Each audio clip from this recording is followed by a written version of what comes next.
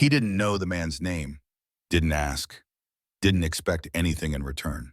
It was just one hotel room, one freezing night, one quiet choice, to hand over the key and walk back into a blizzard alone. But 2 weeks later, when a black SUV pulled up to his apartment and a decorated Army colonel stepped onto his porch, Jake Larson realized something. That room he never slept in, it changed everything. This is a grateful story, and it all began with a moment no one saw except the man who never forgot. Welcome to Grateful Stories, where tales of compassion and kindness are told.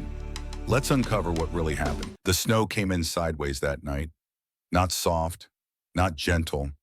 It tore through the trees like it was trying to erase the town altogether. By the time Jake Larson pulled off the iced-over highway and into the small Colorado town of Hartwell Springs, his fingers were numb inside his gloves. The windshield wipers struggled against a losing battle. Snow piled fast on the edges. Wind howled across the empty road like a warning. Hartwell wasn't home. It wasn't anywhere close to home. But Jake had a job to finish and one more night on the road before heading back to his apartment in Arvada. He was 28, a field technician for Mountain Line Telecom, mostly cell towers and data cables. Not glamorous work, but steady, clean, straightforward. And Jake liked it that way. He didn't mind the cold, or the solitude, or the hours. What he minded was the growing ache in his lower back and the stiff limp in his left foot, the kind that reminded him he wasn't as invincible as he'd once believed. He'd spent the day climbing frozen utility poles and crawling under failing relay boxes. His jacket was still damp. His boots squeaked from half-melted snow, and his shoulders drooped from 12 hours of fighting equipment that refused to cooperate. He was done. Through the blur of sleet and whiteout, he spotted it, a faded motel sign flickering behind a crusted wall of snow.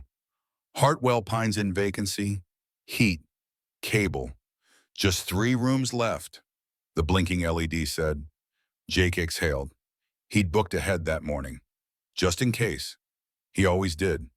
Discipline was second nature now, habits carved into him from years of being the guy people called when things broke. He pulled into the lot. Every parking spot was full. People sat idling in their cars, breath fogging the windows. One woman had a crying toddler strapped to the back seat. A man stood outside smoking in the wind, hands shaking as he lit a match. Jake rubbed his eyes. He'd never seen it this packed. Inside, the lobby buzzed with tension. Families huddled near the front desk, boots soaked, jackets dripping. A small generator hummed in the corner, barely keeping the lobby lights alive. The front desk clerk, a college kid in a beanie, looked one wrong word away from a breakdown. Jake stepped inside, the warmth hitting him like a wave. His limbs tingled with the sting of thawing skin. His breath came shallow. He took a place near the back of the line, hands in pockets. Head down. He didn't need conversation. He just needed his key. Room 207, second floor, nothing fancy, and then he saw him. Off to the right, near the vending machine that hadn't worked in years, sat an older man, maybe 60, maybe older, it was hard to tell. He had a prosthetic below the left knee, metal and carbon fiber. The rest of him was layers of wool, army green, and exhaustion. His gray hair was pressed flat under a worn ball cap. His eyes were closed, jaw clenched. His right hand gripped a pair of crutches like they were lifelines. The left trembled slightly as he tried to pull something from his coat pocket. A paper. Crumpled. Wet. Jake glanced toward the front desk. The clerk shook his head. No record of your reservation. Sir, I'm sorry, but we're completely full. The man didn't argue, didn't raise his voice. He just stood there, wobbling slightly on the crutches, as if standing might somehow solve it. I called ahead, the man murmured, gave my name, gave the card, Frank Myers. I believe you, the clerk said, but he was already looking past him. I can't give you a room that's not in the system.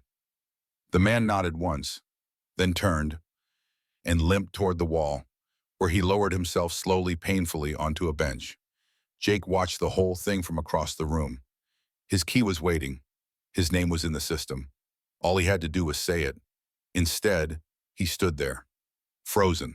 He'd seen the look on that man's face before, back when his uncle, a Marine Corps officer, had come home from the hospital after his second stroke. That same tightness around the eyes, that same clenched dignity, trying not to shatter in public. Jake stepped forward. He reached the counter, gave his name. The clerk brightened. Relief washed over his face. "Yup, Jake Larson. Room 207. You're all set." Jake paused, the lower thumb, and looked over his shoulder at the man on the bench. The veteran had pulled his coat tighter. His footless pant leg was soaked from the knee down. His breath came slow and shallow. Jake turned back to the clerk. "You said you're full, right?" The kid blinked. "Yeah, completely booked." Jake nodded once, then slid his ID across the counter. "I won't be needing the room. Change the name on the reservation. Wait." What Jake pointed toward the bench. "Frank Myers, Vietnam vet. By the look of it, give in my room." The clerk stammered. "Sir, are you sure?" Jake didn't answer. He just grabbed his gloves, zipped up his jacket, and walked away. He passed the bench on his way out. The man looked up, startled. Jake held out a folded slip of paper. The reservation printout. "It's warm. Fresh towels, too. You should take it." The veteran blinked. "Why would you do that?" Jake shrugged. "You need it more. But where will you?" Oh, pulled on his gloves, nodded toward the storm outside. "Don't worry about it. I'm not far." And before the man could object, Jake pushed open the glass doors and stepped back into the blizzard. No one saw him go. No one followed. He walked through knee-deep snow, past the row of trucks and minivans, and climbed into his old Ford pickup. The heater barely worked. The seat creaked, but it was shelter. Jake leaned his head against the window, watching the flakes blur past the street lamp. His whole body ached. He hadn't eaten since lunch, but for the first time in weeks, he felt steady, not proud, not noble, just steady. And behind him, in room 207, a man who'd once worn the uniform of a country now too distracted to look back, sat on a clean bed, in a warm room, whispering a quiet prayer that someone still remembered. Jake didn't sleep well that night. The truck was cold. The wind never stopped howling. But he never regretted a thing. He didn't know that 2 weeks later, someone would come knocking. Someone in uniform, with a letter in hand. But even if he had, Jake would have done it all the same. He didn't need thanks, didn't need credit. Sometimes, the right thing is enough, even if no one else sees it, even if it's just you in a room you never slept in. The storm didn't end that night, not on the road, not in Jake Larson's chest. He spent the long hours curled up in the driver's seat of his pickup truck, parked behind an old, boarded-up bus depot 2 blocks from the motel. The snow crept in through the window seals. The cold settled in his bones. The cab never got warm. Not really. Not with the engine off. Not when the wind screamed through town like it had something to prove. Jake stayed awake. Most of the night, anyway. He closed his eyes for minutes at a time. Never more. No. Every time he drifted off, the ache in his legs or the sharp chill across his cheeks pulled him back. He shifted, adjusted, tucked his hands under his arms, watched the windshield frost over. Again and again. At one point, around 3 Honam, a snowplow passed down the main road, headlights slicing through the white. The driver never saw Jake's truck, never slowed down. Jake didn't blame him. He wasn't supposed to be here anyway. When morning finally came, it didn't arrive gently. It clawed in through the foggy windshield, all gray skies and sub-zero air. The storm had calmed, but the damage was done. Jake's throat burned, his muscles ached. His left shoulder had stiffened so badly it barely moved when he reached for the door.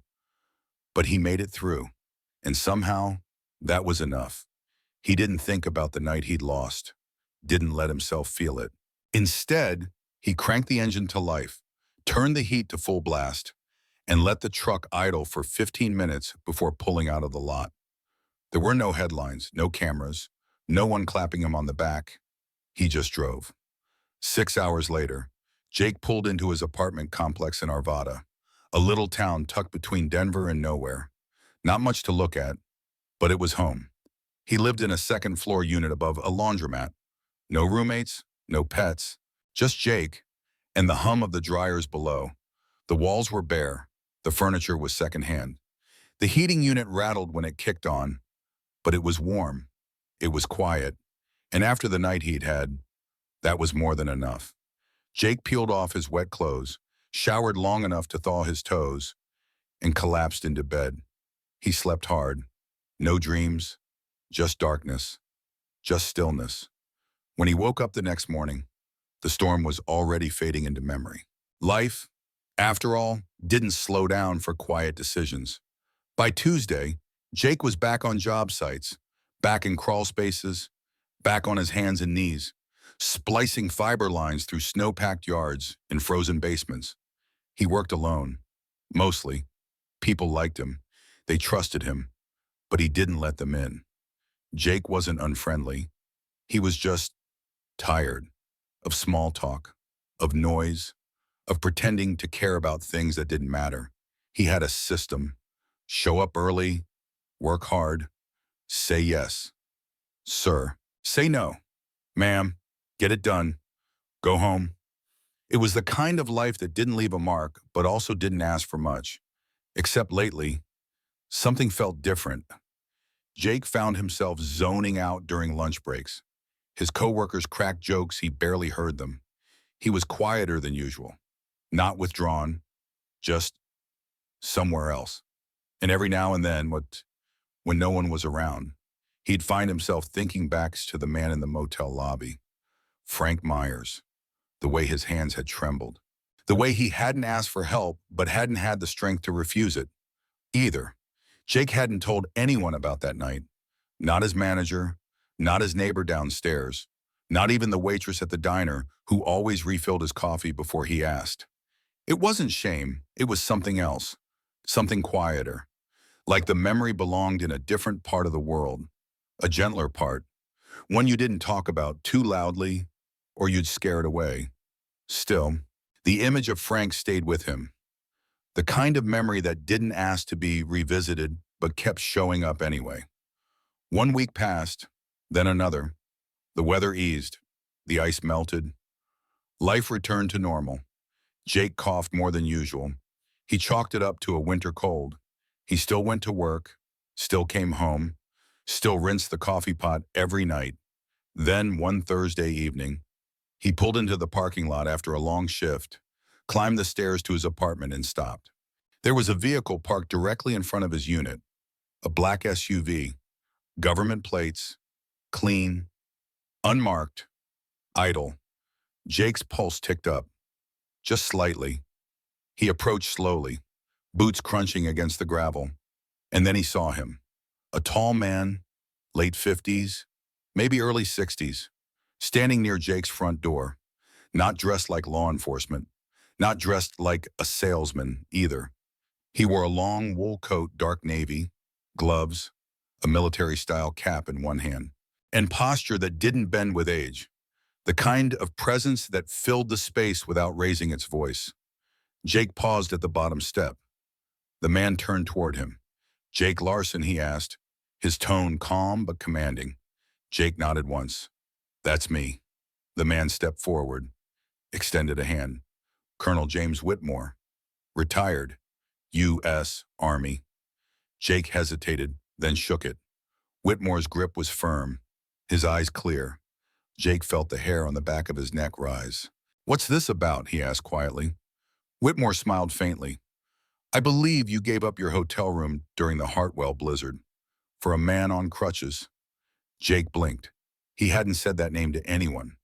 Whitmore reached into his coat pocket, pulled out an envelope, handed it over. "He told us everything," the colonel said, "and he asked us to find you." Jake stared down at the envelope.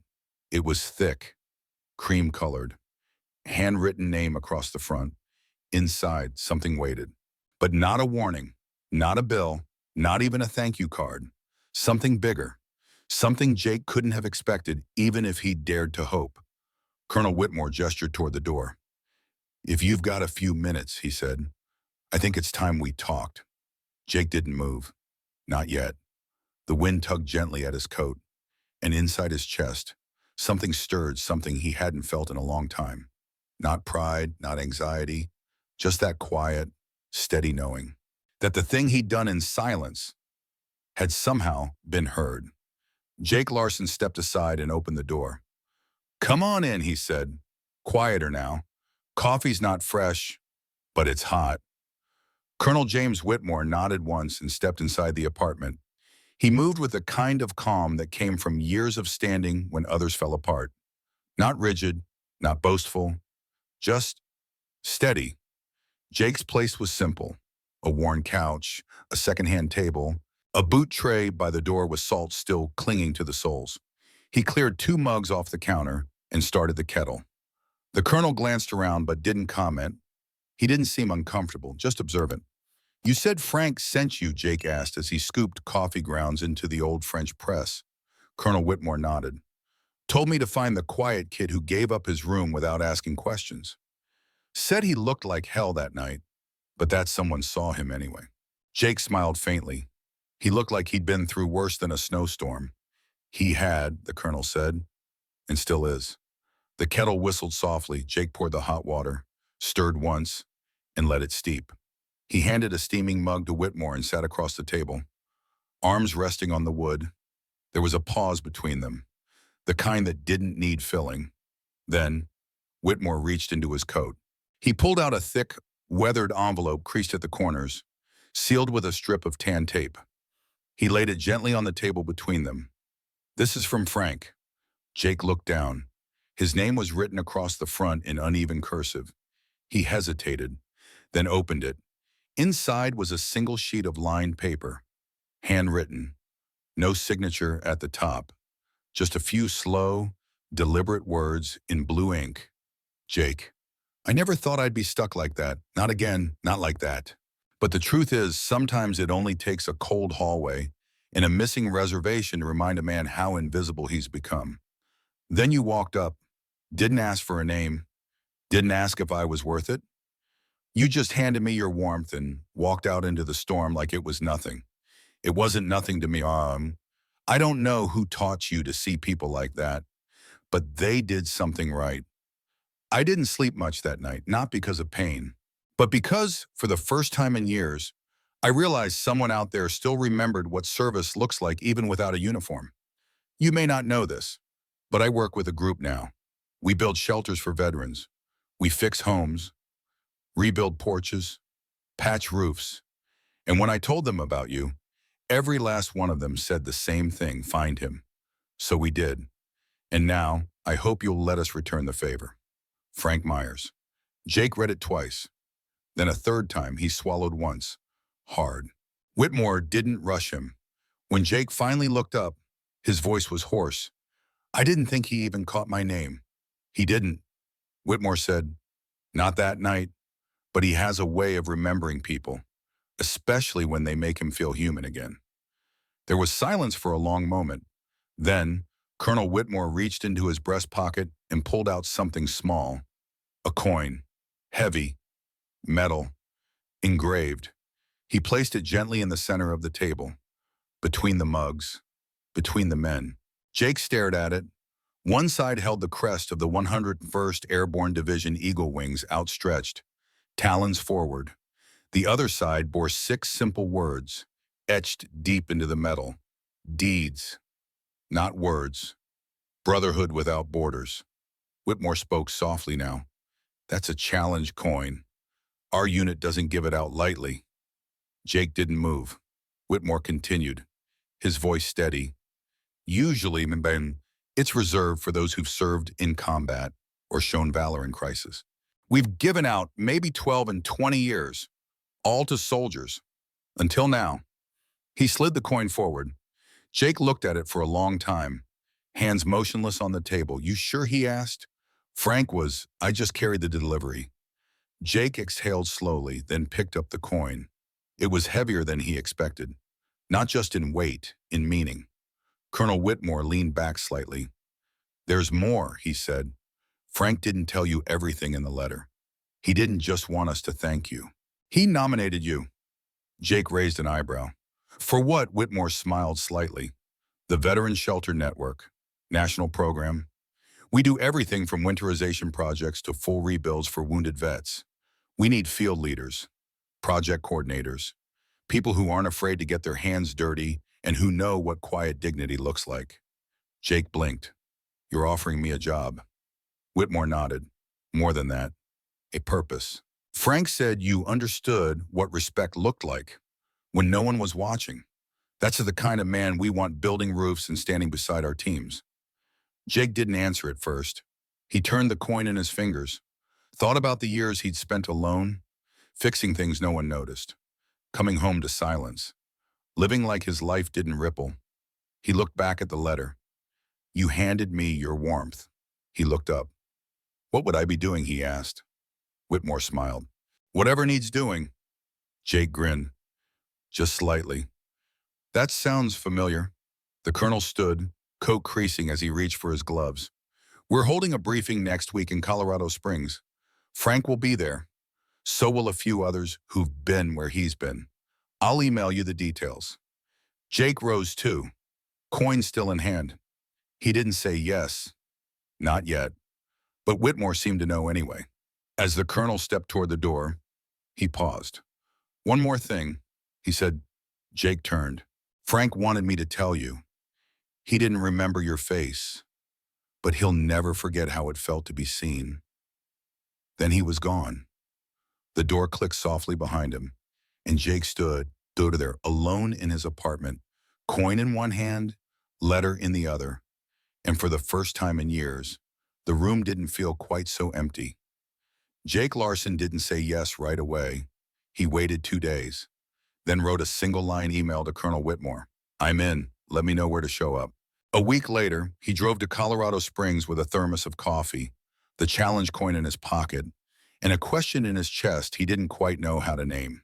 At the community center, he met Frank Myers in person this time, not in the cold, not in the shadows of a motel lobby, but standing tall beside a blueprint table, barking orders with a smile that creased deep into his cheeks.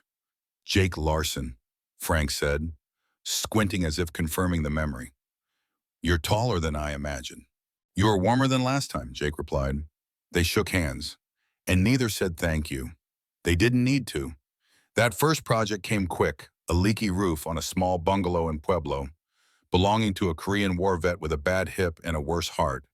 Jake worked quietly, like he always had, measuring, cutting, nailing. But something was different this time.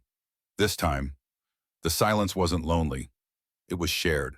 On lunch breaks, the team sat together. Frank, 2 young volunteers from the VA, a retired carpenter named Lou, and Jake, drinking burnt coffee out of dented thermoses, talking about nothing and everything.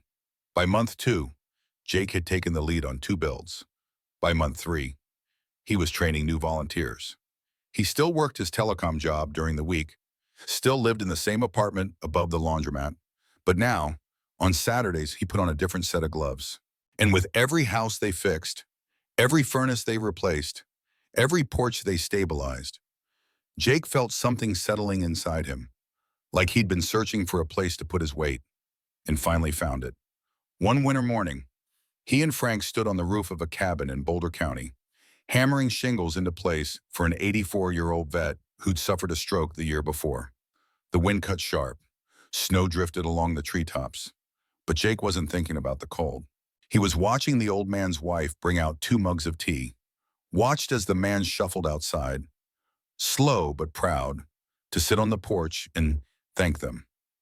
That afternoon, Jake sat beside him, boots in the snow, hands wrapped around a chipped ceramic cup, and listened. Not to war stories, not to medals, but to memories about fishing trips and wedding days, about the taste of coffee before sunrise and how it feels to hear a grandchild laugh. Jake didn't talk much. He didn't need to. His presence said enough. Word started spreading back in Arvada. Neighbors asked where Jake disappeared to every weekend. The barista at the corner cafe noticed the paint stains on his hands.